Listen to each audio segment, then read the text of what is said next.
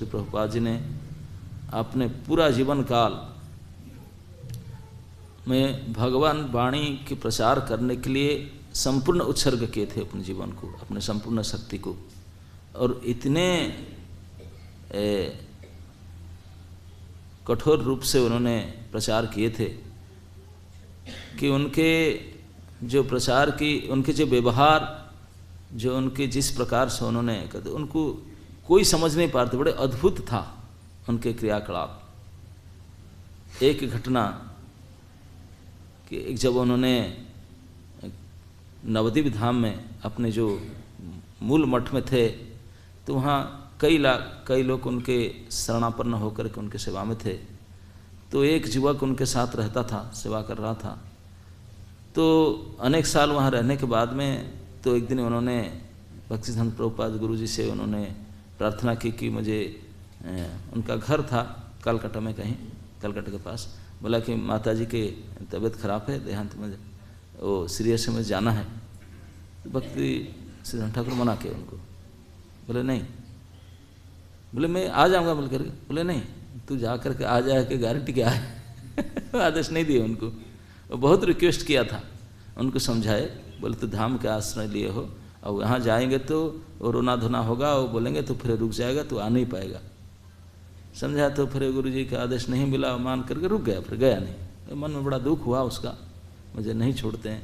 बोला मैं पूरा जीवन उससे को थे, लास्ट में को जा करके घर से आ जाओ, नहीं छोड़े तो छोड़े नहीं, मन मार करके रहा उन्होंने। तो कुछ समय के बाद में तो उनके फिर खबर आया, टेलीग्राम आया कि अभी डॉक्टर ने टाइम दे दिया है, अभी हॉस्पिटल में है, अभी इट्स अबाउट टू डाई, अब उनके मृत्यु सज्जा पर हैं, अब आओ। तब भक्तिसिद्धांत प्रभुपाद ने उनको बुला करके उनके 2 शिष्य के साथ में उनको बोले कि जाओ, अभी जाओ अपने। वो बोला नहीं मैं नहीं जाऊँगा बोला मैं नहीं जाऊँगा। तो अब क्यों जाऊँगा, अब नहीं जाऊँगा, धाम छोड़ के नहीं जाऊँगा मैं, आपने मुझे धाम के महात्मा समझाए, मैं धाम छोड़ के नहीं जाऊँगा। बोले नहीं तुझे जाना पड़ेगा। नहीं गुरुजी मैं नहीं जाऊँगा, मैं तो मना कहते तो अभी क्यों मुझे आप भेज रहे हैं, नहीं तुझे जाना पड़ेगा। तो उनके दूसरे शिष्य को बुलाकर उसको लेकर जाओ, मैं पैसे आता हूँ टिकट करके उनको लेकर, उनको ज़बरदस्ती लेकर जाएगा। वो बिल्कुल नहीं चाहता था, वो रो रहा था, नहीं जाना चाह रहा था, उनको ज़बरदस्ती लेकर के गए उनके घर में। और ट्रेन में जाते समय शरीर छोड़ दिया और व्यक्ति। तो जो शिष्य लोग लेकर जा रहे थे वो वापस आए, आ करके सिद्धांत सरस्वती प्रभुपाद को पूछे, बोले गुरुजी ऐसा आपने क्यों किया। उनका कितना निष्ठा था धाम के प्रति, वो जा नहीं रहा था, रो रहा था, नहीं जाऊंगा नहीं जाऊंगा था। और आपने ज़बरदस्ती उनको भेजे, जब वो जाना चाह रहा था तब तो भेजे ही नहीं, और जब नहीं जाना चाह रहा था इतने विकल होकर रो रहा था, उन्होंने ज़बरदस्ती किए, वो इतने दुखी हो, रास्ता में ट्रेन में मर गया, अब तो पता नहीं धाम में गया, ना इधर पहुंच पाया ना इधर हो पाए, ऐसे क्या आपने ऐसा क्यों किया, हम तो कुछ समझ नहीं पा रहे।